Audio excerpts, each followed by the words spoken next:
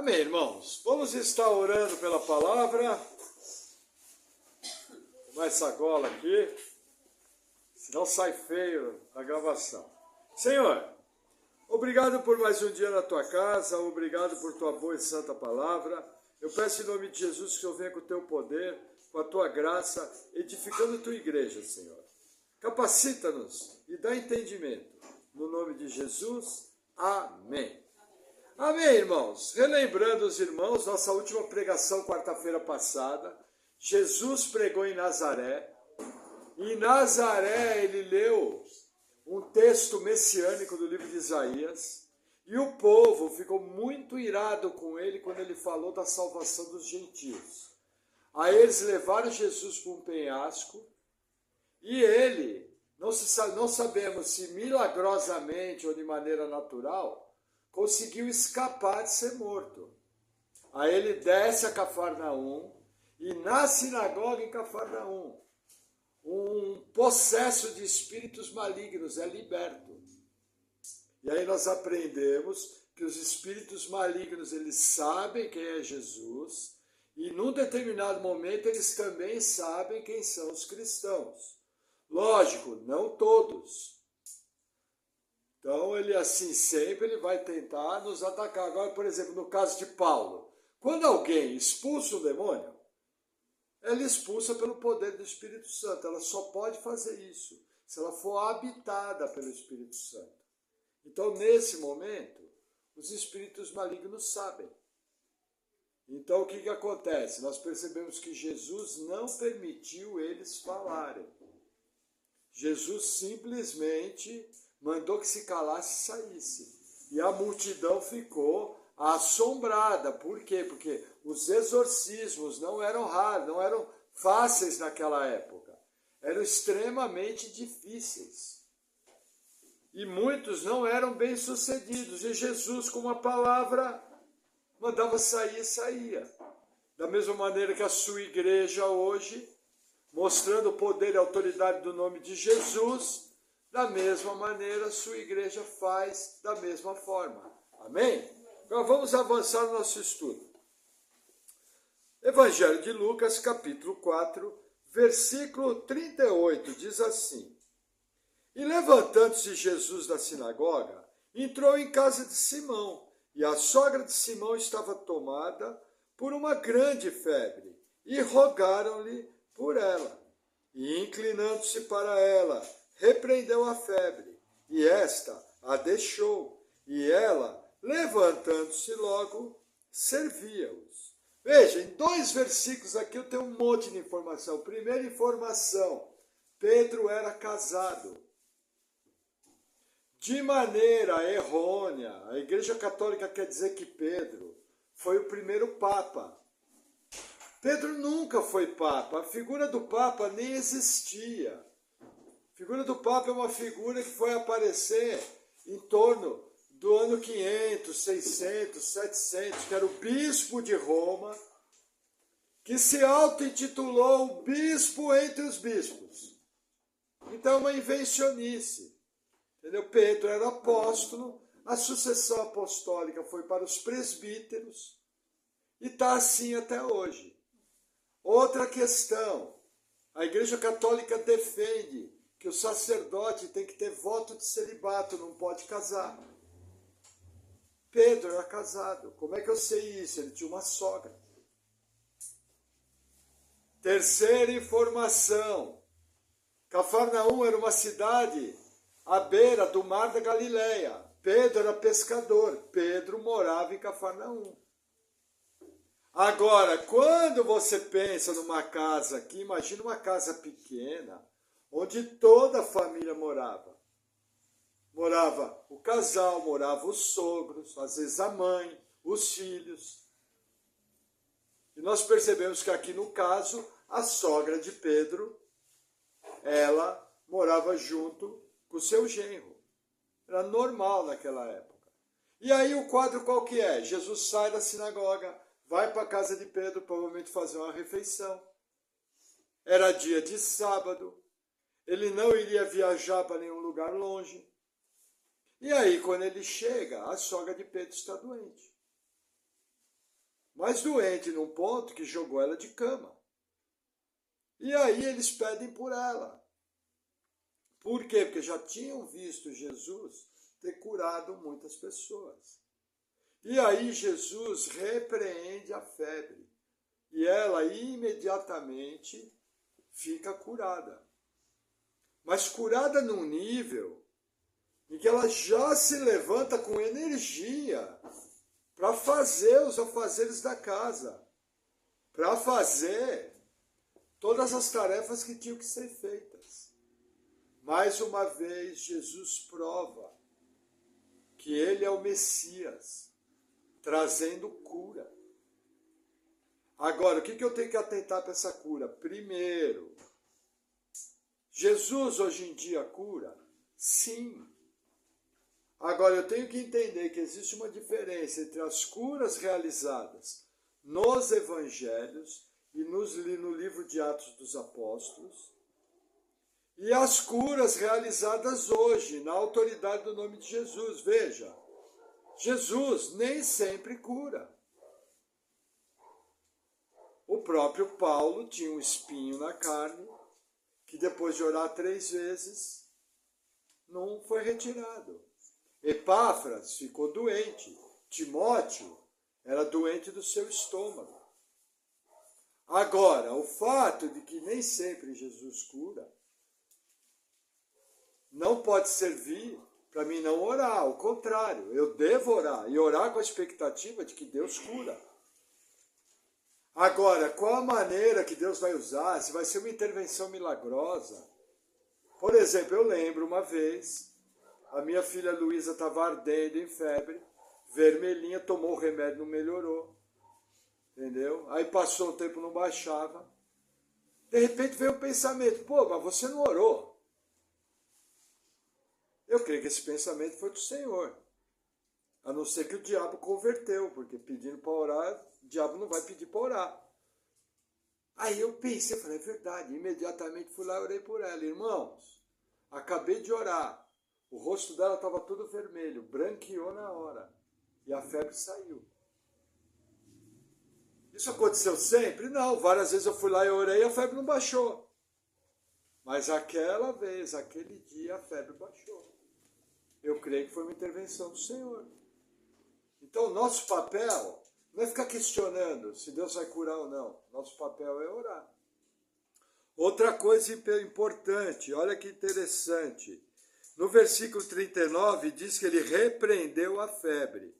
Nós precisamos tomar cuidado com essa palavra repreendeu. Ela é a mesma palavra de repreender espíritos malignos. E para vocês terem uma ideia, muitos na igreja entendem que aqui era uma enfermidade espiritual. Por causa dessa palavra repreendeu. Eu, inclusive, por mais ou menos uns 12 anos, pensava a mesma forma. Mas o que aconteceu aqui foi o seguinte, essa palavra repreendeu também pode ser interpretada como uma oração veemente, uma oração firme, uma oração clara. Nós não temos elementos no texto para saber se era uma enfermidade espiritual ou não.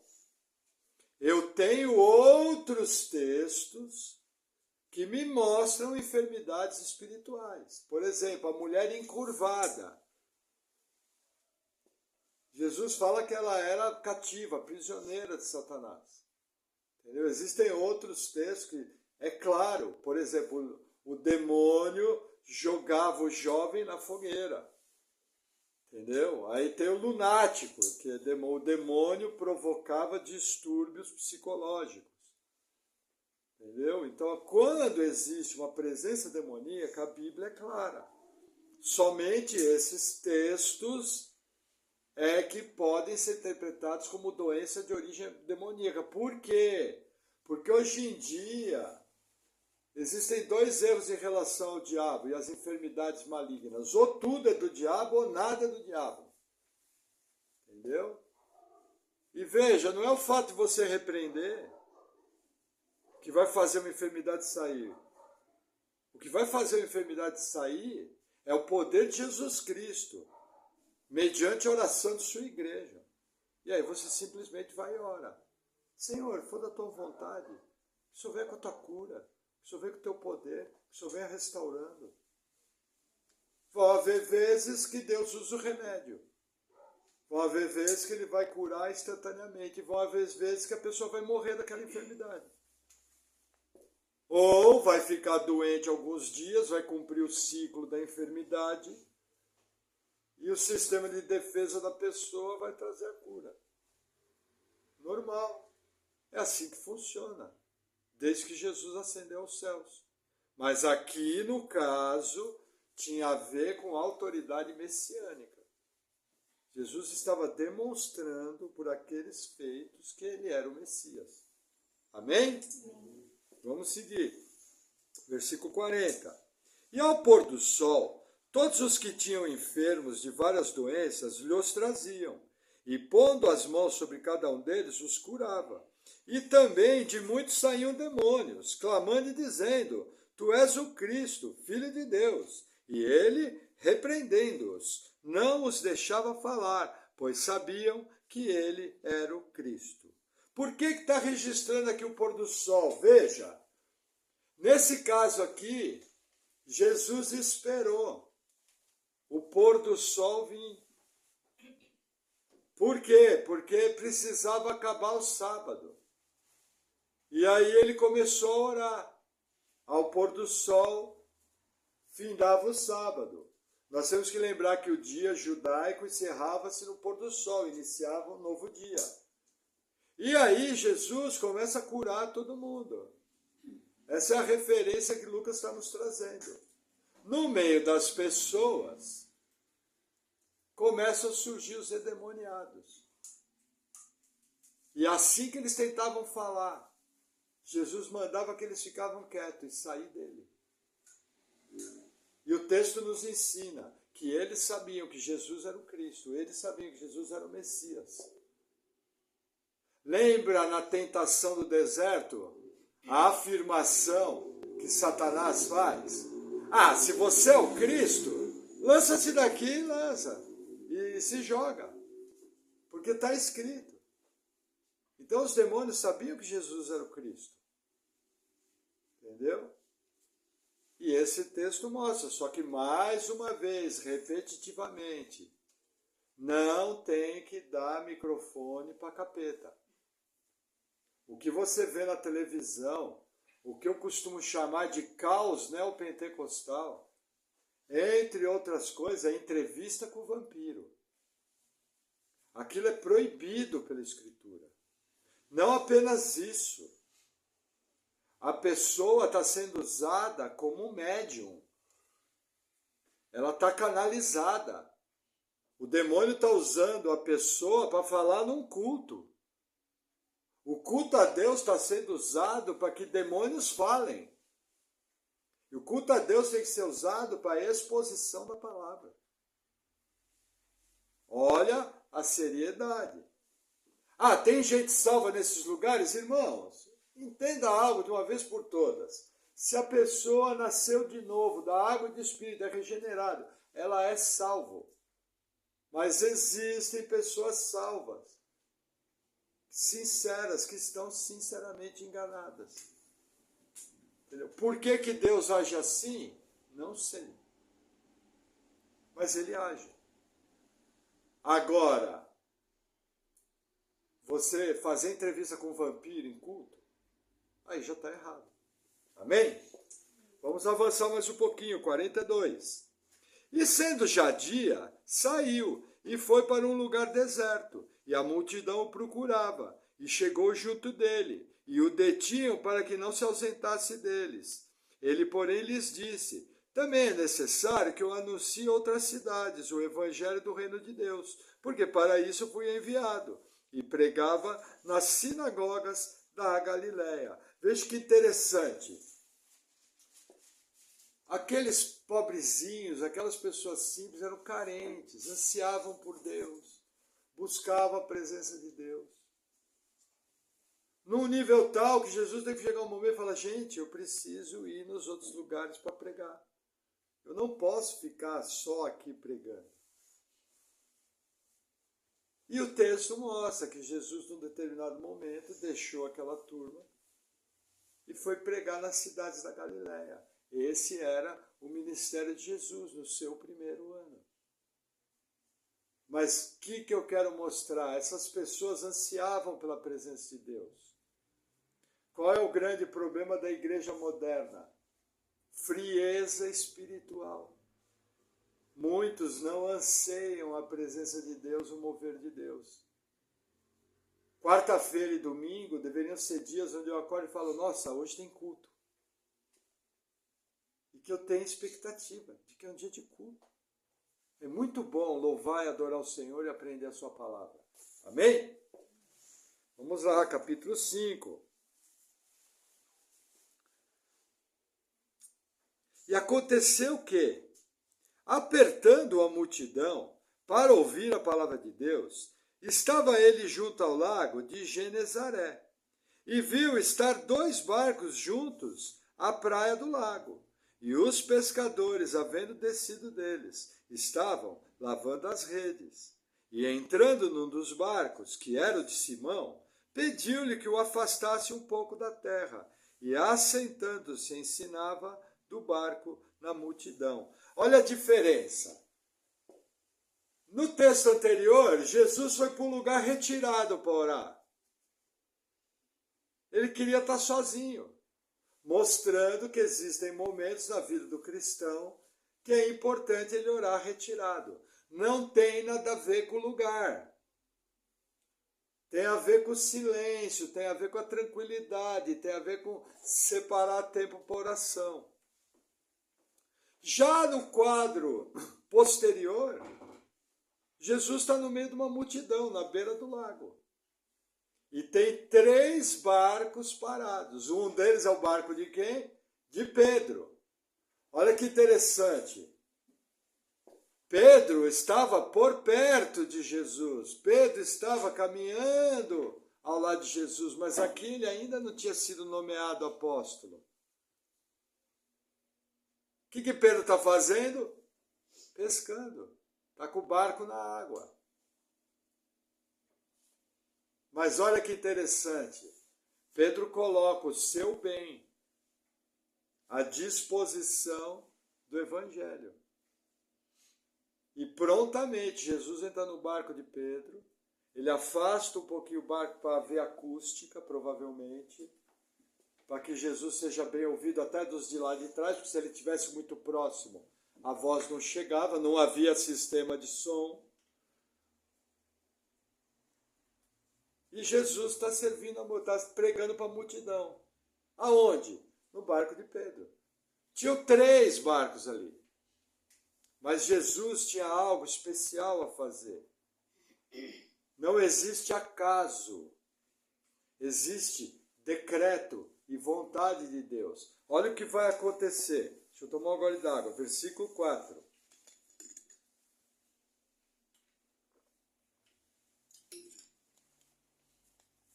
E quando acabou de falar, disse a Simão, faze-te ao mar alto e lançai as vossas redes para pescar.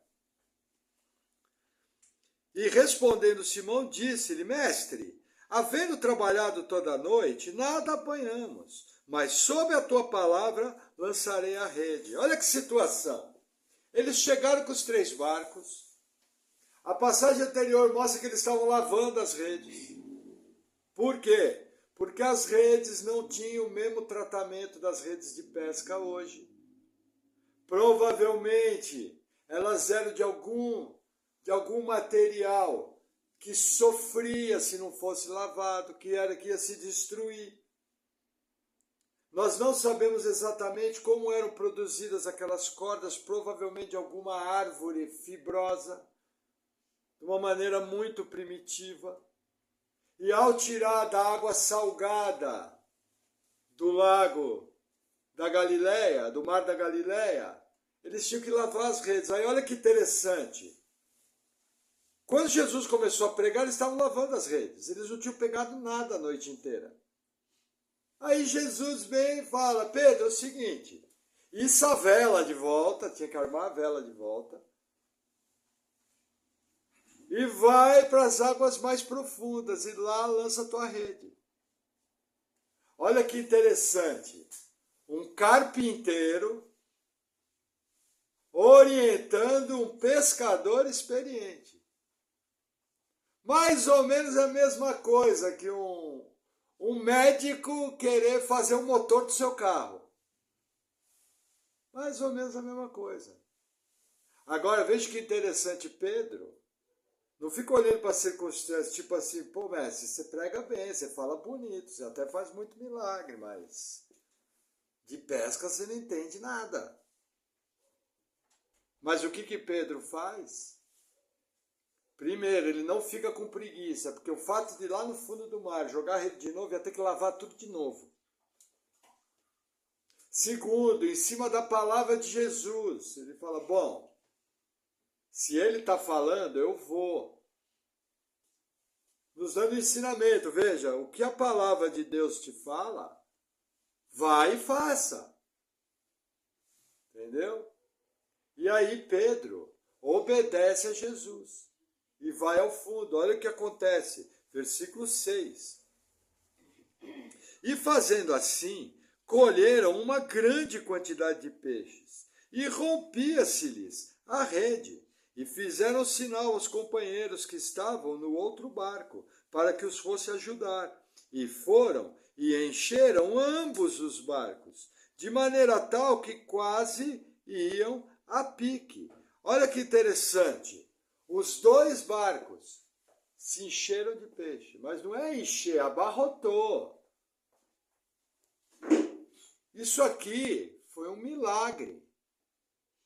Jesus está mostrando o seu poder sobre a criação.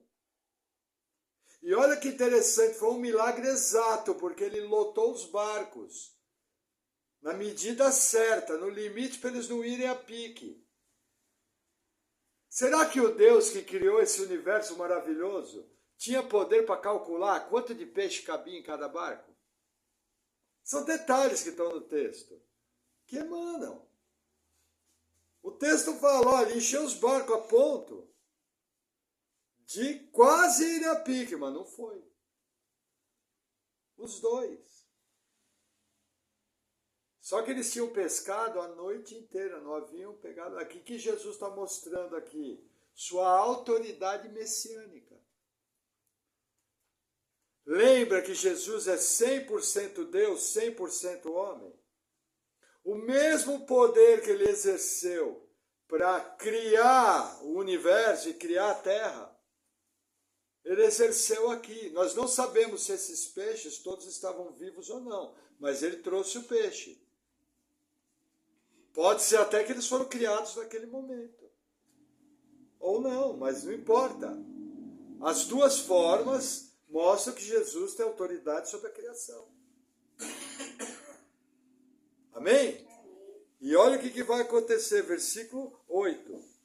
E vendo isso, Simão Pedro prostrou-se aos pés de Jesus, dizendo, Senhor, ausenta-te de mim, que sou um homem pecador. Pois que o espanto se apoderara dele e de todos os que com ele estavam, por causa da pesca de peixe que haviam feito. Irmãos, contra fatos no argumento. Pedro olhou e viu, foi um milagre.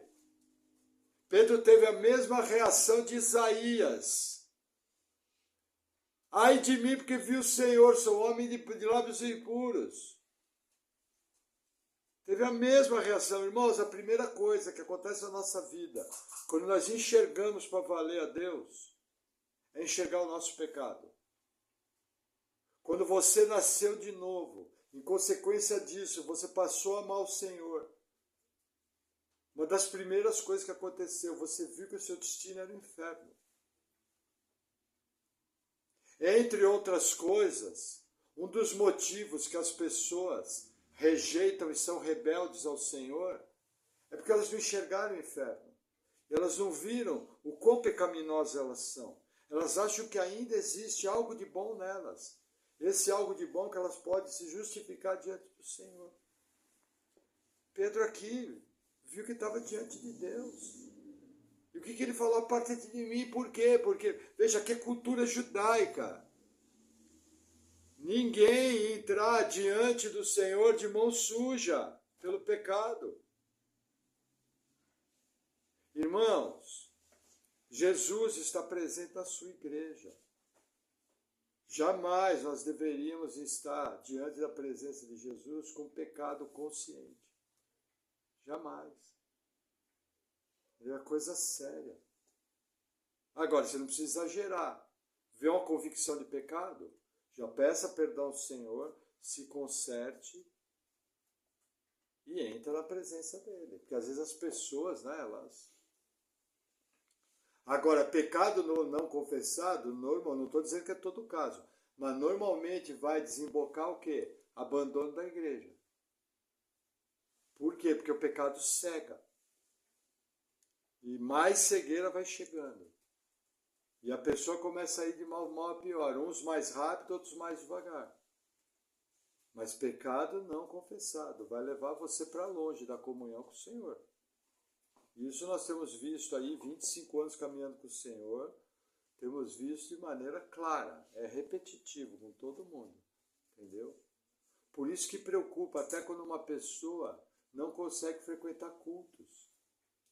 É algo muito sério, ela está sendo entregue a ela mesma. Porque nós sabemos pela Bíblia que quem nos traz aqui é o Senhor, e de uma maneira ou de outra a gente vem. Tem dia que a gente vem cansado, tem dia que a gente vem com problema, tem dia que a gente vem se arrastando, tem dia que a gente está animado, mas vem. E agradece a Deus por isso, entendeu? Então assim, sempre ore pelos irmãos que estão falhando na sua comunhão. Amém? Vamos avançar mais um pouquinho. Versículo 10. E de igual modo, também de Tiago e João, filhos de Zebedeu, que eram companheiros de Simão. E disse Jesus a Simão: não temas, de agora em diante serás pescador de homens. E levando os barcos para a terra, deixaram tudo e o seguiram. Olha que interessante, a Bíblia aqui nos fala que estão Tiago maior e João. Entendeu? Esse Tiago vai ser martirizado por Herodes. E João, o chamado discípulo do amor. O que eles faziam? Também era o pescador, estavam no outro barco. Entendeu? Filhos de Zebedeu. Zebedeu era o quê? Pescador. Aí eles voltam para a terra, descarregam os barcos. Inclusive aqueles peixes tinham um nome: alimento e recurso financeiro, que com certeza foi consumido na obra e nas famílias. Entendeu? Por quê? Porque Deus sempre manda o recurso para a sua obra. Deus não é irresponsável, o que Ele manda fazer, Ele manda o recurso. Por exemplo, nas igrejas por aí, as pessoas pregam a seguinte coisa: olha, você precisa ter fé e encarar esse desafio que Deus vai prover o recurso. Aí a pessoa vai lá e compra um carro que ela nunca podia comprar. Aí você fala: comprou, irmão? É, pela fé eu comprei. Aí no quarto mês o oficial de justiça vai buscar. Porque não conseguiu pagar. Isso aí não é fé. Se Deus quer que você compre um carro, Ele vai mandar o recurso. Deus sabe o seu nome, seu endereço e aquilo que você precisa. Entendeu? Agora, por causa de desafios de fé como esse, que o nome do Senhor é blasfemado e o nome da igreja é blasfemado. Porque o que tem de crente, infelizmente, mal pagador, alguns são por má administração, mas outros é porque fez sacrifício de tolo. Entendeu? Então assim, cuidado. A nossa fé é uma fé racional. Eu mesmo já fui desafiado. Teve pessoa que chegou e falou: você precisa alugar lá meu prédio. Eu falei: não tenho direção do senhor fazer isso. Não, mas você precisa ter fé. Eu falei: tá bom, irmão, vou orar. Falar o quê? Ou dou nos dedos, você não pode fazer isso toda hora, né? Ou falar: tá bom, vou orar, valeu. Entendeu? Mas vamos seguir. Versículo 12. E aconteceu que estava numa daquelas cidades, eis que um homem cheio de lepra, vendo a Jesus, prostrou-se sobre o rosto e rogou-lhe, dizendo: Senhor, se quiseres, bem podes limpar-me. E ele, estendendo a mão, tocou-lhe, dizendo: Quero ser limpo. E logo a lepra desapareceu dele. Irmãos, quando a Bíblia fala lepra, não entenda a lepra de hoje, a hanseníase. A hanseníase de hoje era uma das fórmulas de lepra daquela época.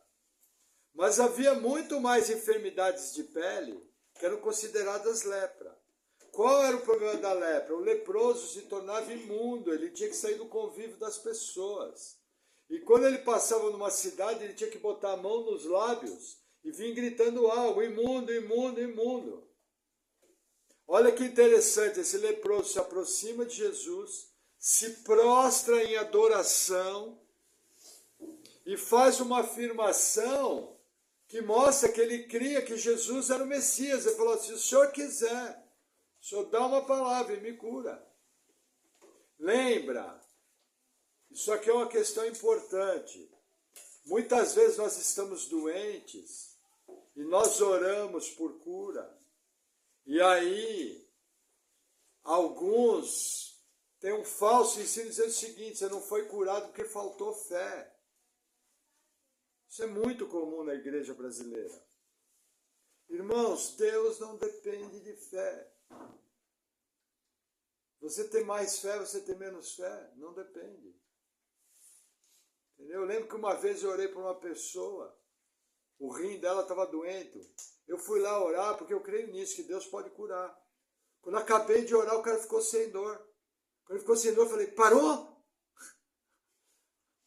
Pô, eu tinha acabado de orar. Entendeu? Esse parou mostra qual é o nível da minha fé, mas a minha fé não está em mim, minha fé está em Deus. Então não entre nessa. Se você orar por algo e não aconteceu, não é por causa da sua fé. Entendeu? É que nem essas falsas profecias que o Brasil ia ser ganho para Jesus. E aí a Bíblia fala que o profeta que dizer que vai acontecer e não aconteceu é falso profeta. E aí falou que o Brasil ia ter um presidente cristão, evangélico, que o Brasil ia ser ganho para Jesus, nada aconteceu. Aí para não chamar de falso profeta, porque é gente famosa, mas não deixa de ser falso profeta, porque não cumpriu. Falou: faltou fé do povo. Irmãos, desde quando, irmãos? Os profetas de Israel profetizaram e o povo não teve fé nenhuma que o juiz ia vir. Se dependesse da fé do povo, não ia vir juízo. Então, assim, olha para a Bíblia, não entra nessa. Eu lembro que numa grande cruzada que aconteceu num estádio, desse caos neopentecostal, foi chamado as pessoas para orar pelos olhos. E muitas delas foram lá jogar o óculos, numa atitude de fé. O que aconteceu? Teve que ir na ótica de novo. E aí o pregador que estava pregando usava óculos. Perguntaram para ele, ele falou: olha, mas você está dizendo que essas pessoas foram curadas, mas você orou? E você não foi curado, o que aconteceu? Ele falou: faltou fé para mim. Olha a resposta. Então assim, irmãos, cuidado. Deus não depende da nossa fé. Ele faz quando ele bem entende. Agora, o exemplo desse leproso aqui é super importante. Por quê? Porque o teu objeto de fé só pode ser em duas coisas. Primeiro, no Deus Todo-Poderoso, o Deus Triuno. Segundo, no poder desse Deus. Só. Aí você está firmado em algo sólido, que é o que esse leproso fez. E aí Jesus dá uma palavra, ele imediatamente houve uma reorganização das células. Jesus prova que ele é o Messias, intervindo diretamente na criação, como ele acabou de fazer nos peixes, só que aí ele fez um ser humano.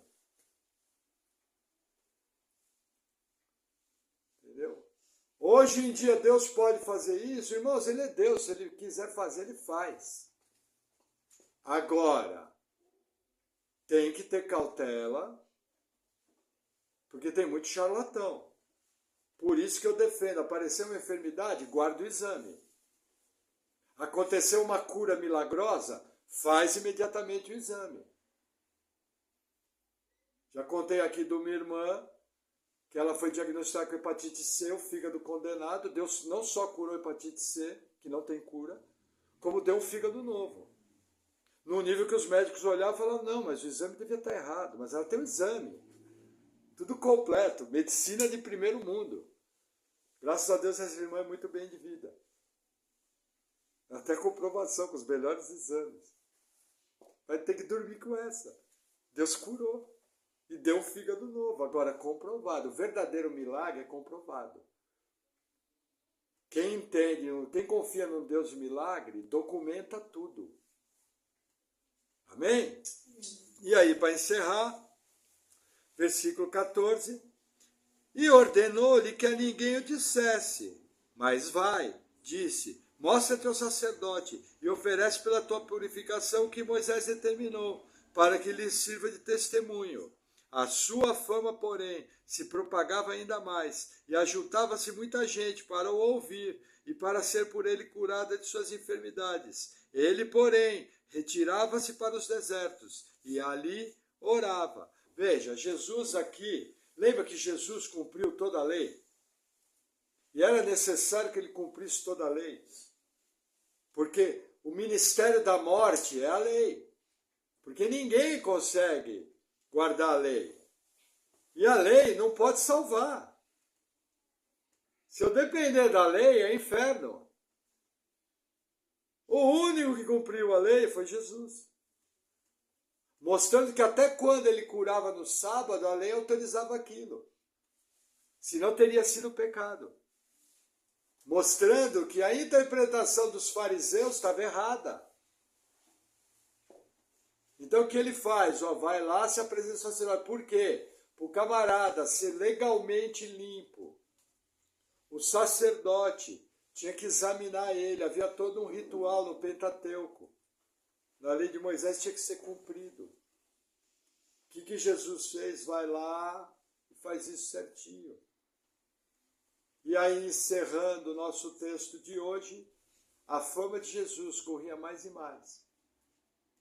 Mas tem um finalzinho aqui no 16 interessante. Ele, porém, retirava-se para os desertos e ali orava. Isso quer dizer, então, que aqui no Brasil nós não vamos poder mais orar porque não tem deserto? É porque, vê, irmãos, olha, quem quer ir para o monte orar, porque acha bacana, porque acha que é um lugar reservado, porque acha que vai ter mais liberdade para orar mais alto, para cantar louvores, para fazer uma pregação. Amém. Nós somos protestantes, a pessoa faz o que quer. Agora, você determinar que o monte ou o local de oração é um local místico, um local de poder, é um perigo. Porque nós vemos na igreja os milagres acontecendo nos mais variados lugares, com as mais variadas pessoas. Deus não depende de locais, Deus não depende de circunstâncias, não existe mais unção no monte. Eu, por exemplo, gosto de orar andando. Na igreja onde eu fui salvo, muitos oravam andando. Aí eu fui saber o motivo. Sabe por que eles oravam andando? Porque eles acordavam muito cedo. E se ele orasse ajoelhado com a cara no chão, ele ia dormir. Então, para não dormir, ele orava andando. E aí eu, novo convertido, comecei a orar com os caras, comecei a imitar, eu orava andando. Entendeu? Só isso. Eu gosto de orar dirigindo. Agora, existem momentos em que talvez você vai querer se retirar para o silêncio, para o seu quarto, para um lugar bacana, um lugar de vista bonita, um parque. Não tem problema, só não diga que aquele local é místico. Amém? Recapitulando, o que nós aprendemos essa noite? Primeiro, a sogra de Pedro foi curada. Irmãos, nossa saúde É para servir a Deus. Tem gente que é curado e só serve a Ele mesmo. Que mais? Os discípulos, irmãos, olha que interessante. Eles foram chamados no seu dia a dia comum, no seu trabalho comum. E Pedro, fazendo o seu trabalho, já estava servindo o Senhor com seus bens. Irmãos, coloque seus bens à disposição. Não estou falando para você pegar um alicate, arrancar um dente de ouro e colocar no gasofilaço da igreja. Não é isso que eu estou falando. Colocar os bens à disposição é: ofereça carona, abra a sua casa, traga lanche para a igreja, faça ofertas. Ah, pastor, eu gosto de dizimar. Se não for pela lei, pode dizimar. Ah, pastor, eu quero fazer oferta de primícias. Se não for por causa da lei, pode fazer. Não tem problema. Mas não entenda como um negócio. Entenda que um miserável pecador como eu, como você, alcançados pela graça, temos a honra de servir a Jesus com os nossos bens. Entendeu? Era o que Pedro estava fazendo. O que mais? Tá, deixa eu ajustar aqui. Vejam. Ministério dos leigos. Jesus não foi pegar nenhum religioso. Jesus foi pegar os seus discípulos de uma região esquecida de Israel. A Galiléia dos gentios. Na beira dos samaritanos. Região abandonada. A frase falada sobre a Galiléia é: pode vir alguma coisa boa de Nazaré? Isso aponta para o ministério dos leigos. Irmãos, teologia é uma bênção. O ministério dos pastores e mestres, ele traz segurança para a igreja. A igreja não caminha de forma segura sem boa teologia. Glória a Deus pela teologia. Ponto, não, vírgula. Mas todo cristão, habitado pelo Espírito Santo, tem seu ministério. Você não precisa ser teólogo. Então, primeiro ministério seu, ser luz do mundo e sal da terra. Segundo ministério seu, fazer diferença onde você está. Terceiro ministério seu, você ser o embaixador de Cristo, aonde você vai. Quarto ministério seu, orar pelos enfermos que vieram do seu lado. Quinto ministério seu, dar uma palavra de conselho segundo a Bíblia. Tudo isso você pode fazer, entre outras coisas. Entendeu? A grande diferença dos protestantes, por exemplo, se você já tem uma experiência, morreu alguém, vai lá no velório, faz uma oração pela família, fala do evangelho. Ficou um parente seu doente, vai no hospital, ora com ele. Só não vai ungir, porque unção com óleo, que é uma representação da presença da igreja e do Espírito Santo, só presbítero pode fazer. Mas o óleo é só um símbolo. E não é obrigatório usar. Pode usar tanto, entendeu? Vai lá e ora. É o chamado ministério dos leigos. Apareceu um vizinho seu, está interessado na Bíblia. Pega o cajado do pastor, fala: vamos fazer o seguinte, vamos fazer 4 estudos bíblicos uma vez por semana. E começa um ponto de evangelismo e dá o estudo bíblico. O cajado do pastor é fácil de entender. Está lá os textos, está tudo mastigadinho, 4 semanas. De acordo com a resposta, você continua ou não, ou para. Pode fazer isso no seu trabalho.